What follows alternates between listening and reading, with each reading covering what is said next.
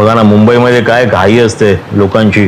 Sips gate number 1 ला, हा gate number 1 आहे. हे बघा ना किती लोक बघा, ही सकाळी पोटा पाण्यासाठी रोज मुंबईमध्ये अशी धावपळ करावी लागते. आणि हे मी तुम्हाला पिक्चर दाखवलंय अंधेरी सिप्स एरियाचं. असं प्रत्येक ठिकाणी अंधेरी स्टेशनच्या बाहेर घाटकोपर, दादर, विटी अशी हजारो लाखोच्या संख्येने लोक असतात. आणि अशा पद्धतीने इतकी गर्दी आहे ना की नवी मुंबई, मुंबई, मुंबई 2, मुंबई 3, मुंबई 4 अशा मुंबई कमीत कमी किती मुंबई तयार करायला लागतील देवाला माहिती. इथून पूर्ण हा रस्ता खणलेला आणि याच्या खाली संपूर्ण मेट्रोचं काम चालू होतं. याच्या खालून ही कम्प्लीट मेट्रो जाते. आणि हा जर बघाल ना तुम्ही, पूर्ण जंगलाचा एरिया आहे. आरेचा जे जंगल आहे ना ते, म्हणून घार, घुबड असे पक्षी सुद्धा इथे दिसतात. मोठ्या मोठ्या घारी असतात इथे. बघा हे सिप्सचं मेट्रो स्थानक पुढे आहे. हे बघा ॲक्वालाईन 3 आणि हे सिप्सचं मेट्रो स्टेशन. ह्याच्या आपलं जे येतं ते RHAB आहे. तर त्याच्यानंतर हे सिप्स आणि त्याच्या पुढचं स्टेशन आहे ते MIDC आणि मग त्याच्यानंतर मरोळ नाका. हे ॲक्वालाईन 3चं मी म्हणतोय. बघा इथे समोर BSTचा मोठा डेपो होता. तो सगळा डेपो आता